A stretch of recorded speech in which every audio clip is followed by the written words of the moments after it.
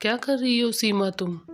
अपनी पत्नी सीमा को कमरे में एक और चारपाई बिछाते देख रोहन ने टोकते हुए कहा, सीमा, माँ जी के लिए बिस्तर लगा रही हूँ। आज से माँ जी हमारे साथ सोएगी।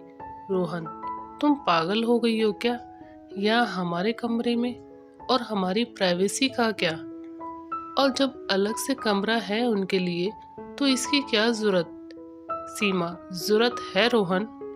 जब से बाबूजी का निधन हुआ है तब से माँ जी की तबीयत ठीक नहीं रहती। तुमने तो खुद देखा है। पहले तो बाबूजी थे तो अलग कमरे में दोनों को एक दूसरे का सहारा था, मगर अब रोहन, बाबूजी के बाद माँ जी बहुत अकेली हो गई है। दिन में तो मैं, अनु और आप उनका ख्याल रखने की पूरी कोशिश करते हैं ताकि उनका मन लगा रहे, वो अकेलापन महसूस ना करे। मगर रात को अलग कमरे में अकेले नहीं, वो अब यहीं सोएगी। रोहन, मगर अचानक ये सब कुछ समझ नहीं पा रहा तुम्हारी बातों को। सीमा, रोहन, हर बच्चे का ध्यान उसके माता पिता बचपन में रखते हैं, सब इसे उनका फर्ज कहते हैं। वैसे ही बुढ़ापे में बच्चों का भी तो यही फर्ज होना चाहिए ना।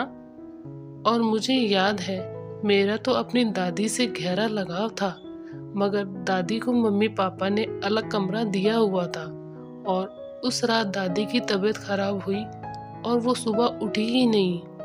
अगर शायद हम में से कोई वहाँ उनके पास होता तो शायद दादी कुछ और वक्त हमारे साथ। रोहन, जो दादी के साथ हुआ वो मैं माँ जी के साथ होते हुए नहीं देखना चाहती। और फिर बच्चे भी तो वही सीखते हैं ना जो बड़ों को करते देखते हैं। मैं नहीं चाहती कल को अन्नू भी अपने ससुराल में अपने सास ससुर को अकेला छोड़ दे। आखिर यही तो वो संस्कार हैं जो हम अपने बच्चों को सिखाते हैं। रोहन उठा और सीमा को गले से लगा लिया और बोला, मुझे माफ करना सीमा, अपने स्वार्थ में मैं अपनी माँ को भूल गया और अपने बेटे होने का फर्ज भी भूल गया। और फिर दोनों माँ के पास गए और आदर पूर्वक उन्हें अपने कमरे में ले आए। दोस्तों, अपने माता पिता के साथ थोड़ा समय निकाल कर बैठे और अपने माता पिता की सेवा करें। आशा करती हूँ आपको ये कहानी अच्छी लगी। कहानी अच्छी लगी तो लाइक शेयर कमेंट जरूर करें।